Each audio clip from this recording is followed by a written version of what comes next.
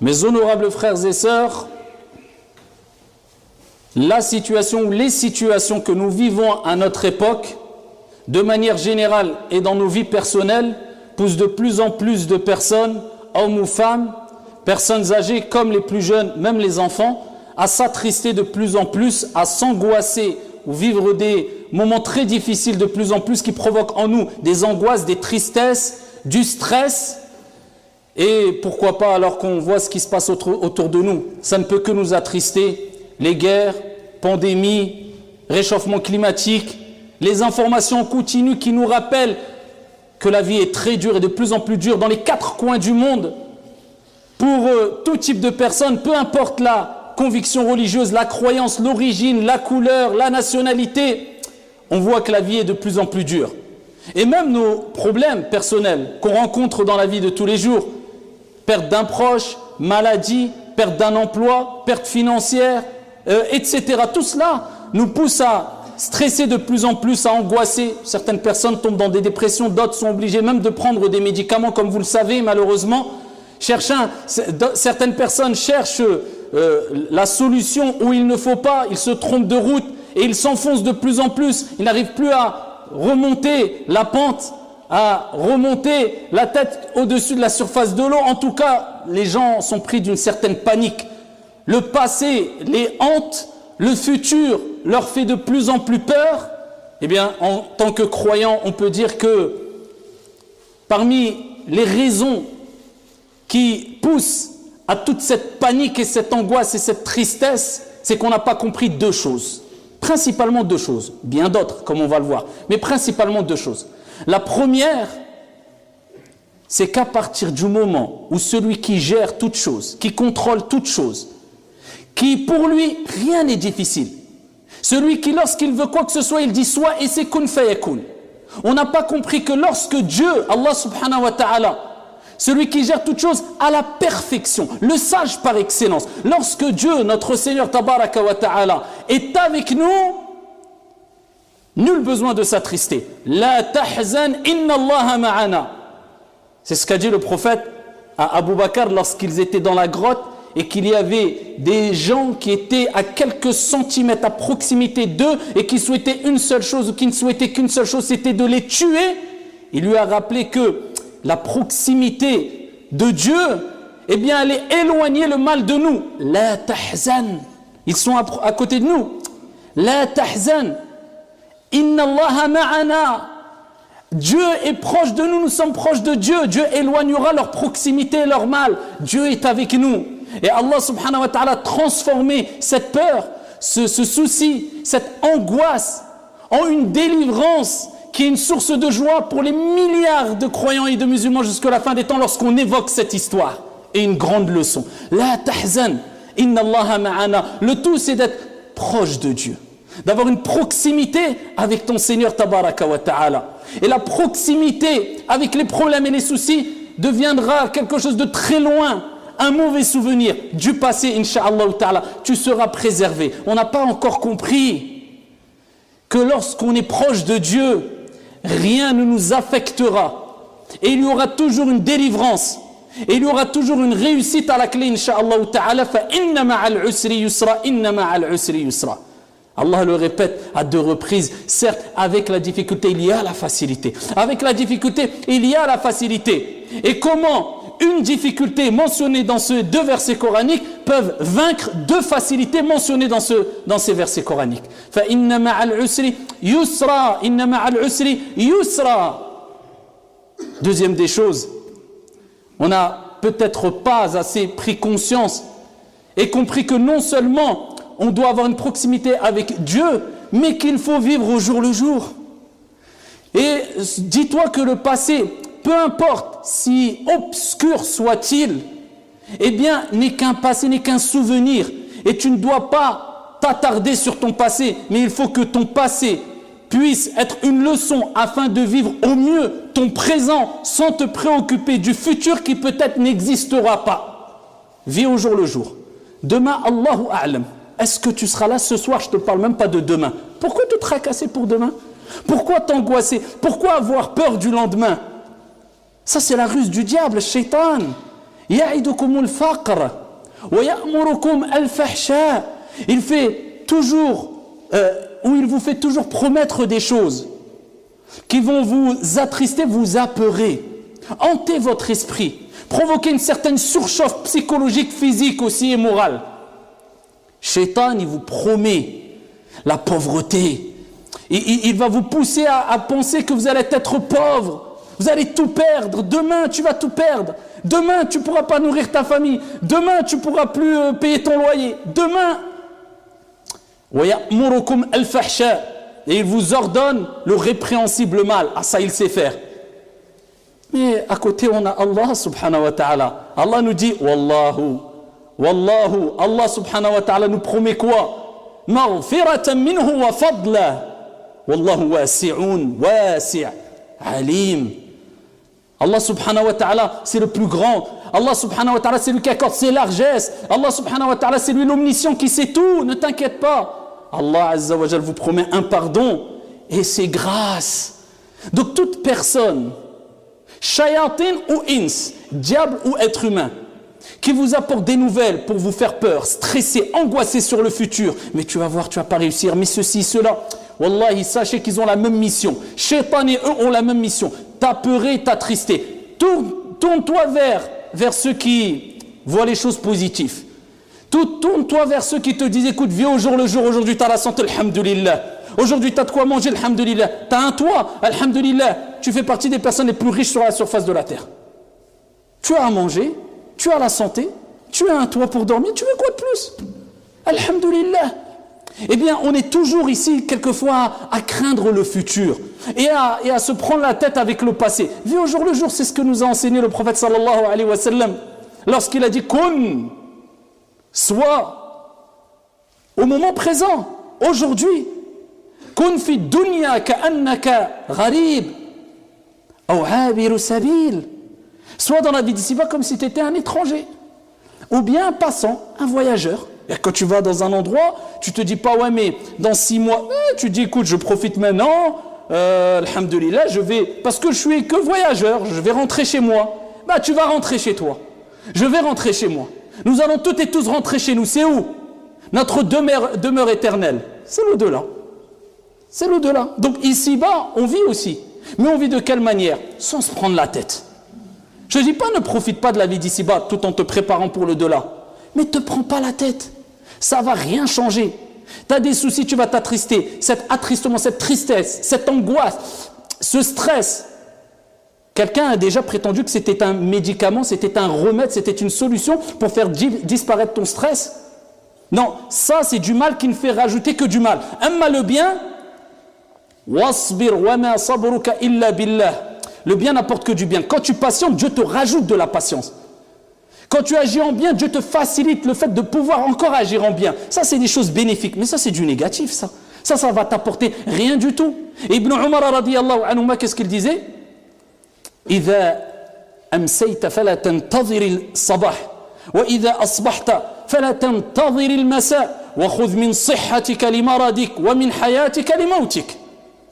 C'est maintenant que ça se passe. Mais dans 2 heures ou dans 10 heures ou dans 20 heures. Attention, je ne dis pas qu'on ne doit pas se projeter dans des projets dans le futur. Mais si ces projets, si tes projections, ces probabilités qui vont se passer te poussent à angoisser, non, ça c'est pas bon. Mais si ça te pousse à rester positif et à entreprendre et à faire des choses bénéfiques et à voir loin, avoir cette vision loin, comme le prophète l'avait, aucun mal, même c'est positif, c'est bien. Il faut être visionnaire dans la vie aussi. Mais vous voyez, la bonne compréhension, le juste milieu. Et Abdullah ibn Umar radiyallahu anhu disait quoi? Quand tu es au soir, il n'a pas dit quand tu es lundi, attends pas 2 siècles après ou 2 ans après ou 2 semaines. Quand tu es au soir, n'attends pas le matin. Et quand tu es le matin, n'attends pas le soir. Et prends de ta bonne santé pour ta maladie. Profite de ta bonne santé avant que la maladie arrive. Tu vas tomber malade. Tu croyais que tu allais rester en bonne santé parce que tu es un sportif, tu vas à la salle de sport et tu as 20 ans, 30 ans tout le temps. Tu vas tomber malade. À un moment ou à un autre, tu seras malade. C'est comme ça. Prends de ta bonne santé pour ta maladie et de ta maladie pour ta mort. Tu vas mourir, que tu le veuilles ou non. Donc profite pendant cet instant où tu es ici encore et de ta vie, pardon, pour ta mort. Profite pendant que tu es en bonne santé avant que tu tombes malade. Et profite pendant que tu es en vie avant que tu ne meurs. Donc il te dit profite et agis en conséquence et de la meilleure des manières au moment T. Demain je ferai, je me repentirai. Qui te dit que pendant je ne sais combien de secondes, des centaines de secondes, tu ne vas pas mourir? Alors qu'on sait très bien que pendant la nuit, eh bien, notre âme quelque part est entre les mains d'Allah subhanahu wa ta'ala. Il restitue l'âme à qui il veut, c'est la petite mort. C'est pour ça qu'on appelle le sommeil an-nawm akhul maut, le frère de la mort. Quelque part une petite mort pour nous rappeler aussi l'au-delà. Vous êtes dans une activité mondaine, mais la nuit, vous êtes déconnecté de cette vie d'ici-bas, temporairement. Mais ça, c'est juste simplement pour que vous goûtiez à ce qui vous attend éternellement. C'est des ibar, c'est des leçons. Mais où sont ceux qui raisonnent? Eh bien, maintenant, agis, n'attends pas demain, je ferai. Ce que tu peux faire pour ta vie d'ici-bas qui est bénéfique ou pour ton au-delà ce soir, fais-le ce soir. Le matin, n'attends pas le soir, fais-le maintenant. Tu es en bonne santé, n'attends pas d'être malade. Tu es vivant, n'attends pas d'être mort. Et profite au mieux et intelligemment, bien sûr. Et intelligemment. Mais, ayyuhal akhyar, pour être parmi les gens qui seront préservés des soucis et des angoisses et des tristesses, comme on a dit précédemment, il faut être proche de Dieu. Et il faut être pieux. Il faut aimer son Seigneur. Il faut savoir que le refuge est auprès d'Allah Azza wa Jal. Fafirru ilallah, comme Allah a dit dans le Coran. Fuyez vers Allah. Et les êtres humains, quand on les craint, on fuit d'eux. Mais Allah, plus on le craint et plus on fuit vers lui, subhanahu wa ta'ala, vers sa clémence, son amour, sa miséricorde. Parce qu'on sait que tout est géré, contrôlé par Allah, subhanahu wa ta'ala. Et Dieu nous veut plus de bien que notre propre mère nous veut du bien et nos propres parents. Arhamur rahimin. Le plus miséricordieux des miséricordieux. Bismillahirrahmanirrahim. Avant chaque verset coranique, chaque soir plutôt du Coran, on commence avec quoi? En rappelant la miséricorde de Dieu. Allah nous rappelle que sa miséricorde devance sa colère, subhanahu wa ta'ala. Fuyons vers sa miséricorde. Allons nous protéger. Regardez, un enfant, quand il va mal, quand il est triste, il cherche qui? La personne la plus clémente et la plus miséricordieuse envers lui. C'est vrai ou pas? Tu peux le donner à droite, à gauche, à une nanny ou à son frère, à sa... Non, il veut sa mère. Parce que sa mère lui apportera de l'amour et de la miséricorde comme personne. Et à ce moment-là, la tristesse va se dissiper. Les larmes vont sécher. Et le sourire va être retrouvé. Pourquoi? Parce que plus tu fuis vers la miséricorde, et plus ici ton cœur s'épanouit, et la tristesse se dissipe. Eh bien, le plus miséricordieux, c'est Allah. Plus tu fuiras vers sa miséricorde, et plus tes soucis se dissiperont, et plus tes larmes se sécheront, et plus ton sourire réapparaîtra, reviendra, éclairera ton visage une nouvelle fois. Fuyons vers la miséricorde d'Allah. Fafirru ilallahi azza wa jal. Et les preuves en sont nombreuses. C'est comme ça que le prophète agissait. Allah subhanahu wa ta'ala ne dit-il pas, ceux qui ont des problèmes, toutes les portes se ferment. La solution? Ah oui, il faut de l'effort. Je ne vais pas dire une solution miracle, tu fais rien et voilà, la tristesse va disparaître, les soucis, les angoisses. Non, il faut des efforts dans toutes choses. Bah là, l'effort, c'est quoi? Bah, c'est fuir vers Allah subhanahu wa ta'ala.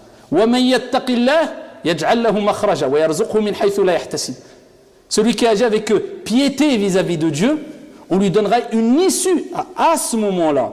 On lui donnera une issue favorable et on lui donnera sa subsistance d'où il ne s'attend même pas. La cause c'est quoi? Taqwallahi tabaraka wa ta'ala. La piété, l'amour de Dieu, revenir vers Dieu. Parce que Dieu, quand il t'éprouve aussi, c'est parce qu'il t'aime. Inna Allah idha ahabba qawman ibtalahum. Dieu, comme le prophète a dit, quand il aime un peuple, il les éprouve. Pourquoi? Parce qu'il pense à toi. Il y avait des pieux prédécesseurs qui, quand ils n'avaient pas une épreuve pendant quelques jours, ils pleuraient. Pourquoi? Ils disaient, c'est la preuve que Dieu ne pense plus à moi peut-être. Ils avaient peur que Dieu ne pense plus à eux. Et ils avaient peur que c'est un signe que Dieu ne les aime plus ou ne les aime pas parce qu'ils ne sont pas éprouvés. Ils savaient que quand une personne est éprouvée, c'était une preuve que Dieu l'aime. Ils ne cherchaient pas les épreuves, mais quand ils étaient éprouvés, ils le prenaient bien. Eh bien, c'est ainsi que le croyant doit réagir, en se disant qu'il n'y a aucune épreuve qui va le détruire. La yukallifu Allahu nafsan illa wus'aha. Allah ne donne à aucune âme une charge au-dessus de ses capacités. Tout ce que tu vis, tu pourras le supporter. Donc dès que l'épreuve arrive, si grande soit-elle, tout de suite tu te dis quoi? Inna lillahi wa inna ilayhi raji'un. Nous appartenons à Dieu et à Dieu nous retournerons comme Allah nous l'a dit. Et je sais que je pourrai supporter cette épreuve avec l'aide et l'assistance de Dieu, car il n'y a aucune âme qui a une épreuve au-dessus de sa capacité. Alhamdulillah. Donc la crainte d'Allah subhanahu wa ta'ala, le prophète, alayhi afdalu salati wa taslim, lui aussi il avait des épreuves. Lui aussi a eu des moments de peur, des moments d'angoisse, des moments de tristesse. Ça c'est le prophète, donc c'est humain. Mais comment réagissait-il? À titre d'exemple, Hudhayfa radiyallahu anhu warda disait, kama ja'a fi sahih, كان النبي صلى الله عليه وسلم إذا حزبه أمر صلى. Le prophète alayhi salatu wa sallam, lorsqu'il était touché par un problème, une chose qui le préoccupait, une mauvaise nouvelle, une tristesse, une crainte quelconque, faisait quoi? Hein? Comme nous, on a tendance à faire, aller pleurer, à frapper à toutes les portes de cette vie d'ici-bas, et quelquefois en suppliant comme peut-être on n'a jamais supplié celui qui méritait les meilleures des supplications, à savoir Allah subhanahu wa ta'ala. S'il te plaît, aide-moi, sors-moi de ce problème, je te donnerai ce que... Wallah ya akhi, wallah ya ukhti. Tu sais comment tu es en train de supplier la personne là, presque à te mettre à genoux. Si tu suppliais comme ça, peut-être ton Seigneur ne serait-ce que pendant 10 secondes, tes soucis, non seulement ils disparaîtraient, oui, ils auraient disparu, mais en plus de cela, Dieu aurait transformé tes soucis en une joie et une réussite et une félicité. Là, on se concentre vraiment dans les supplications, dans la demande d'aide, vis-à-vis de la créature, en oubliant que c'est le Créateur qui gère toutes choses, subhanahu wa ta'ala. Dans l'application, on a du mal à prouver qu'on a compris ça. Dans la théorie, on le connaît tous, moi le premier.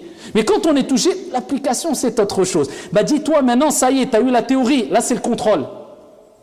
Là c'est le contrôle, maintenant tu as l'épreuve, on aura tous des... Ben non, voilà, Dieu t'éprouve, t'inquiète pas, ça va passer, l'épreuve va passer, et tu vas même peut-être en rire de tes problèmes passés. Donc surmonte les problèmes de la meilleure des manières avec l'assistance de ton Seigneur, tabaraka wa ta'ala. Allah dit au prophète, alayhi salatu wa salam, وَلَقَدْ نَعْلَمُ أَنَّكَ يَضِيقُ صَدْرُكَ بِمَا يَقُولُونَ.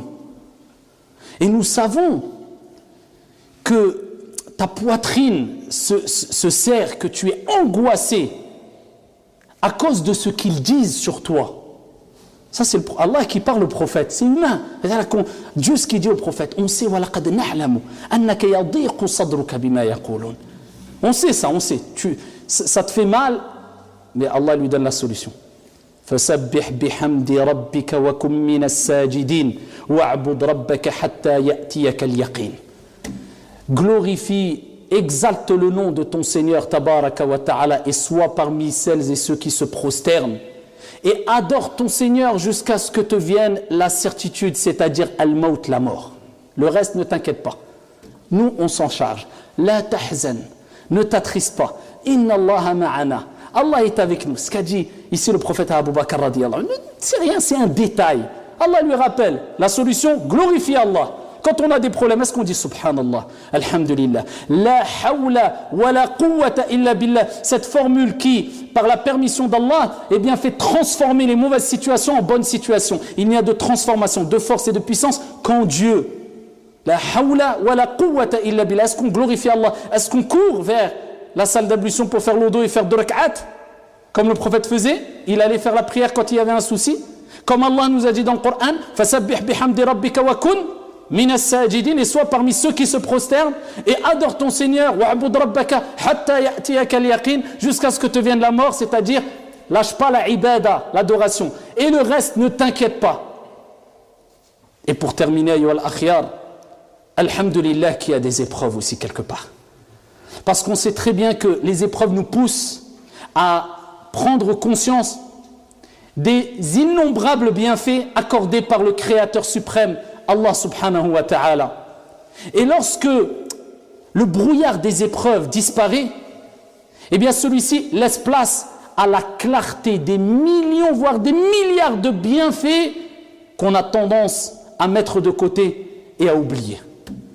C'est pour cela que quand on a une épreuve et que l'épreuve disparaît, on ressent un apaisement et un bonheur, et on a une prise de conscience quant aux bienfaits de Dieu qui étaient à nos yeux simples, mais qu'on avait tendance à banaliser. On reprend conscience de tous ces bienfaits-là et on remercie Dieu. Mais s'il n'y avait pas ces épreuves, eh bien, on aurait continué à banaliser ces bienfaits. Des choses simples, mais... We were in love that never meant to stay. Some things are real, even when they fade.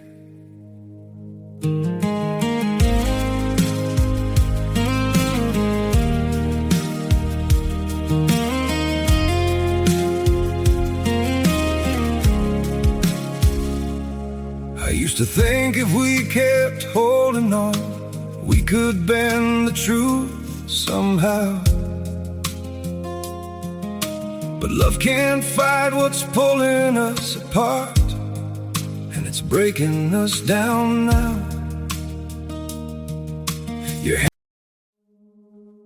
We were in love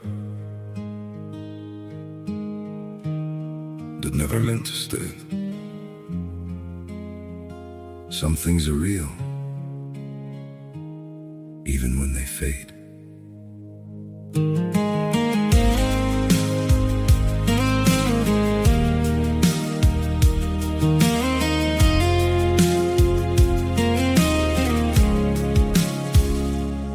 I used to think if we kept holding on, we could bend the truth somehow.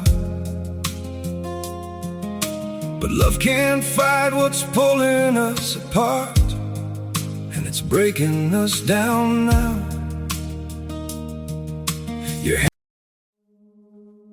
We were in love that never meant to stay. Some things are real, even when they fade.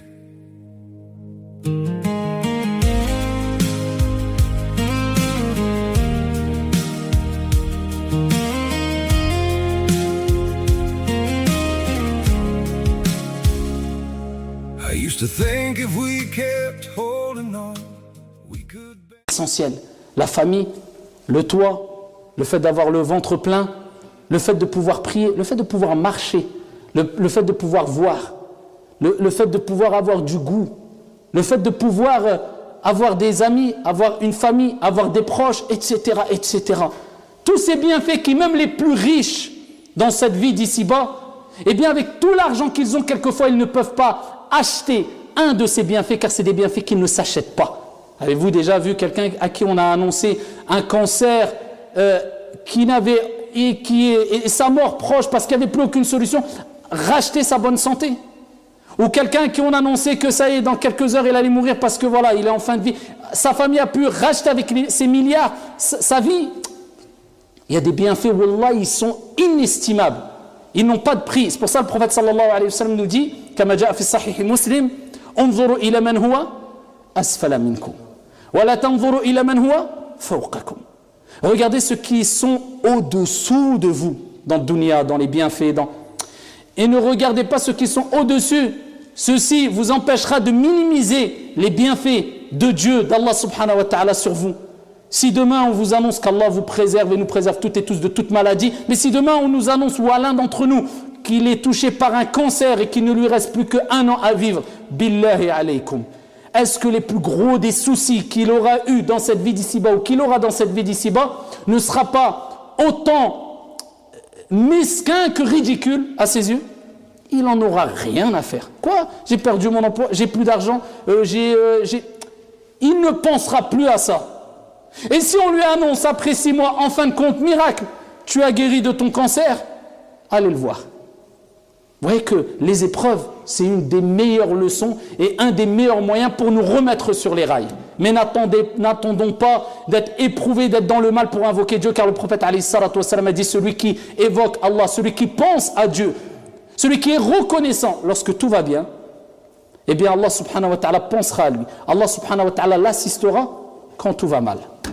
هذا وصلوا وسلموا رحمكم الله على نبي المختار كما أمركم بذلك جل وعلا حينما قال إن الله وملائكته يصلون على النبي يا أيها الذين آمنوا صلوا عليه وسلموا تسليما اللهم صل وسلم وزد وبارك على عبدك ورسولك محمد وعلى آله وصحبه وسلم تسليما كثيرا وارض اللهم عن الخلفاء الراشدين المهديين ببكر وعمر وعثمان وعلي ومن تبعهم بإحسان إلى يوم الدين.